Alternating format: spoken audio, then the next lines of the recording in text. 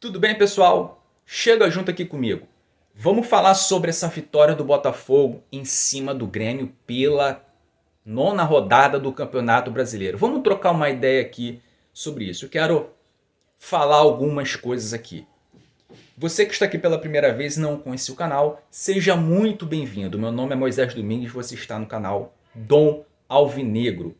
Assiste até o final e se você achar que o canal é merecedor da sua inscrição, então eu te peço que você fortaleça esse canal aqui, ajude esse canal a chegar aos 6.000 inscritos, beleza?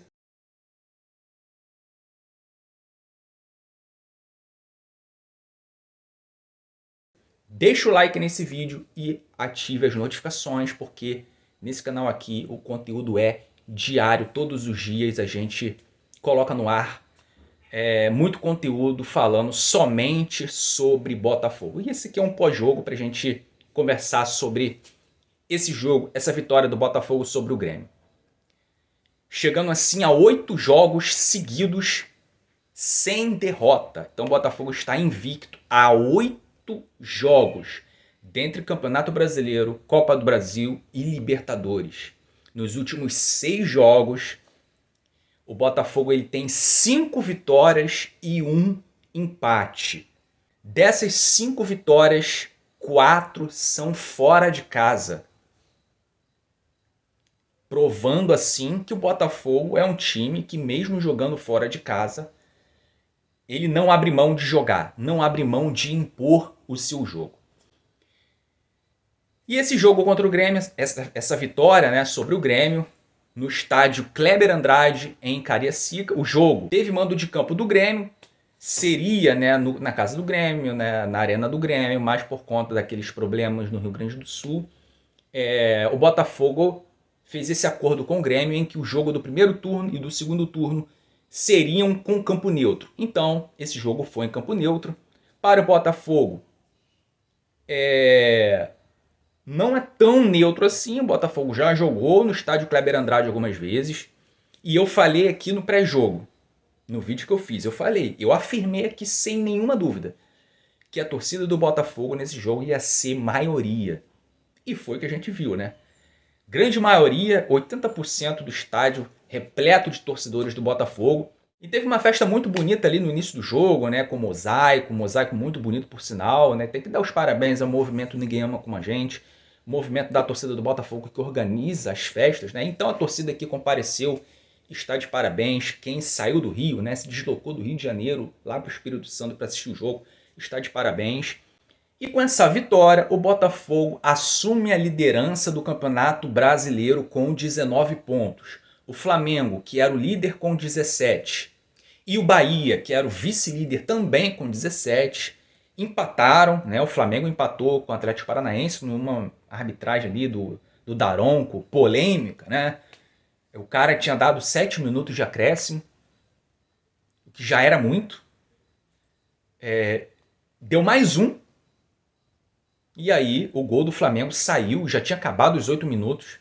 Saiu de um escanteio, né? No último lance do jogo ali, enfim. E o Bahia também empatou com o Cuiabá. O Cuiabá que estava vencendo por 2-0 com o jogador. Ficou com o jogador a menos. E aí o Bahia conseguiu buscar o empate. Mas, meu amigo, o Botafogo fez a parte dele. É isso que a gente quer ver. Botafogo vencendo, fazendo a própria parte. Ser líder agora ou não, enfim, isso aí não me interessa, não agora. O que eu quero é Botafogo sempre lá em cima, nas cabeças, não importa os adversários. Eu quero que o Botafogo, se tiver algum outro time também, né, que esteja fazendo uma ótima campanha, mesmo que o time esteja fazendo uma campanha absurda, o Botafogo também tem que estar lá colado.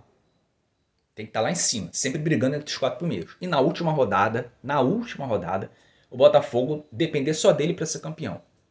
É claro, né? Se puder chegar na última rodada, né, o Botafogo já ser campeão com uma rodada de antecedência, claro que é melhor, né? Mas vamos ter pé no chão. O Botafogo precisa fazer uma campanha sólida, equilibrada, regular, fazer um ótimo primeiro turno e também um ótimo segundo turno.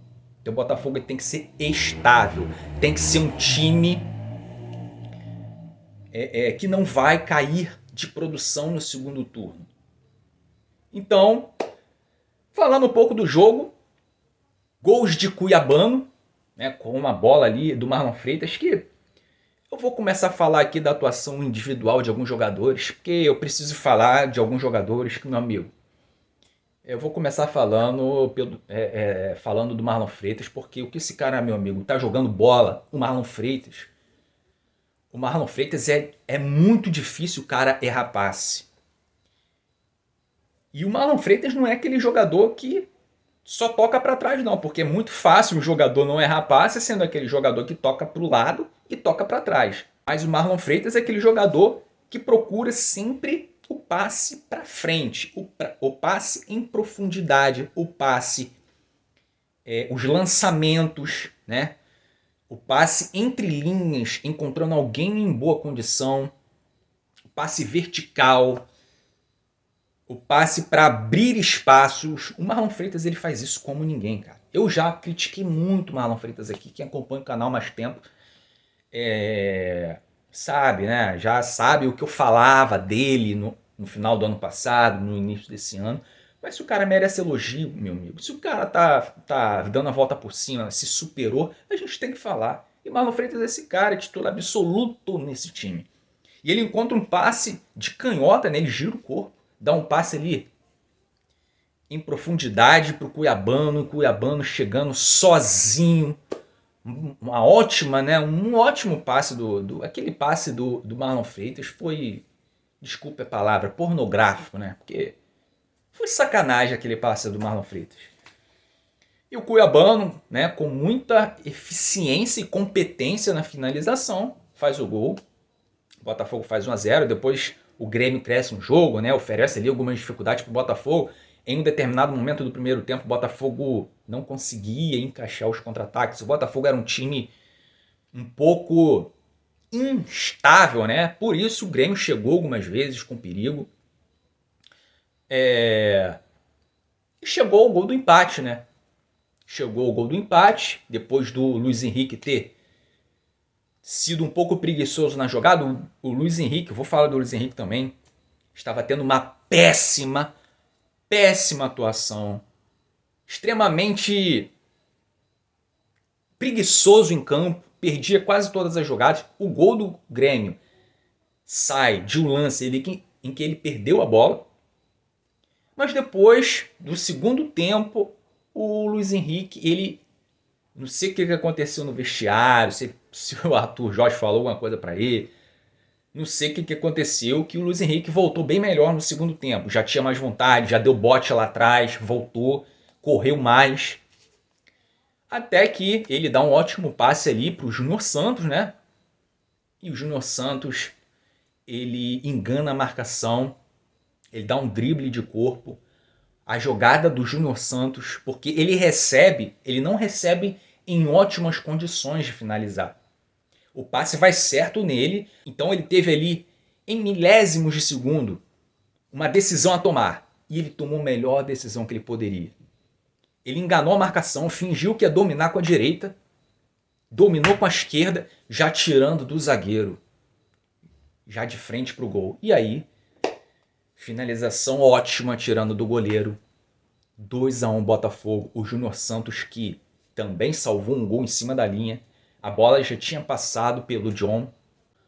O Júnior Santos salvou o Botafogo mais uma vez. Deu a vitória mais uma vez. Fez um gol e tirou um gol em cima da linha, enfim. O Júnior Santos que também não vinha tendo uma atuação tão boa. Até o momento do gol. Depois ele apareceu mais pro jogo. Depois do gol, ele apareceu mais. E aí foi mais uma vez o melhor jogador do Botafogo. Porque o cara fazendo um gol e tirando um gol, né, do adversário em cima da linha, não tem como dizer que o cara não foi salvador do time mais uma vez, né?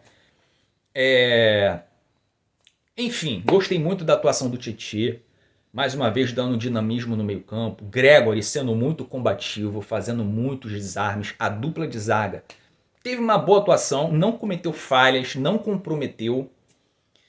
As principais jogadas do Grêmio era, né, em linha de fundo, através de cruzamentos.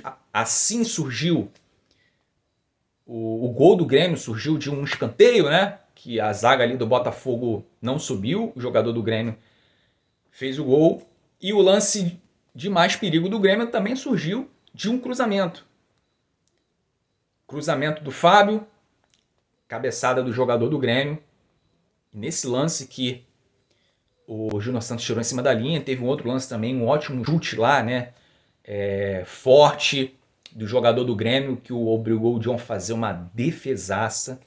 Enfim, foi um jogo, na minha opinião, o jogo mais complicado para o Botafogo. Dentre os últimos 4 ou 5 jogos, esse jogo contra o Grêmio foi o jogo assim que eu vi mais complicado em termos de chances do adversário, em termos de volume de jogo do adversário. O Grêmio que estava muito desfalcado, mas é um bom time, cara. É um bom time. O Botafogo também estava muito desfalcado, né? Mas o Botafogo também teve chances de gols. Teve chance. O Botafogo chegou muitas vezes rondando a área do Grêmio. O Júnior Santos deu muitos chutes que foram travados pela zaga do Grêmio. Oscar Romero, também gostei muito, enquanto o Oscar Romero esteve em campo. Bons passes. É aquele jogador dinâmico que tem visão de jogo, né? Que faz a bola girar. Que sempre procura o ataque, né? Sempre procura as melhores oportunidades de criação de jogadas. Os laterais, Cuiabano e Damian Soares, fizeram uma partida segura. E aí foram entrando, né, os outros jogadores. Entrou o Danilo Barbosa, que não comprometeu. Não entendi por que o Arthur Jorge começou com o Gregory. Mas o Gregory também é um jogador que ele mantém o nível, né? Ele não está tão abaixo assim do Danilo Barbosa, não. Eu considero o Danilo Barbosa titular. Eu acho que com o Danilo Barbosa o Botafogo ele tem mais repertório, né, com a bola no pé. Porque o Gregory é mais de marcação, é mais de chegar firme, de fazer desarmes, né, recuperar. O Danilo Barbosa ele chega um pouco mais à frente. Mas enfim, o Gregory também, o Botafogo, ele mantém um nível de um meio campo físico, meio campo forte, brigador. E aí foram entrando, né? Entrou o Yarlen, entrou o Eduardo, né? Gostei do Eduardo ter entrado, mostrando que tá bem fisicamente. O Yarlen não gostei, errou tudo que tentou, precisa amadurecer mais, tomar melhores decisões durante o jogo. Eu gostei da entrada do Diego Hernandes. O Diego Hernandes é um cara inteligente, cara. O que a gente reclamava, né, há algum tempo atrás era da falta de intensidade dele. Nesse jogo contra o Grêmio, ele teve mais intensidade, estava mais atento, estava tomando decisões mais rápidas com a bola no pé e decisões boas, né? Ele é inteligente, cara, ele tem um bom passe, ele é um jogador técnico. Então ele aliou isso com a intensidade, por isso que ele entrou bem, ele entrou mesmo um jogo muito corrido, muito pegado, né? Um jogo que estava muito intenso, ele entrou dentro da intensidade que o jogo pedia. Isso não aconteceu, e não aconteceu a mesma coisa com o Yarlen, né? Que como eu falei aqui, estava em outra rotação, né? Enfim. Bom, pessoal, no mais é isso que eu queria falar com vocês. Quem está assistindo esse vídeo ainda no domingo, um bom final de domingo. Se você está assistindo esse vídeo na segunda-feira, desejo um bom início de semana, que tudo dê certo nos seus planos, nos seus projetos, no que se você se propor a fazer. E que venha o próximo adversário, Atlético Paranaense, quarta-feira agora, 7 horas da noite no estádio Newton Santos. Beleza, pessoal? Então, um bom início de semana a todos. Eu vou ficando por aqui. Um abraço, a gente se vê no próximo vídeo. Somos o Botafogo e nada mais.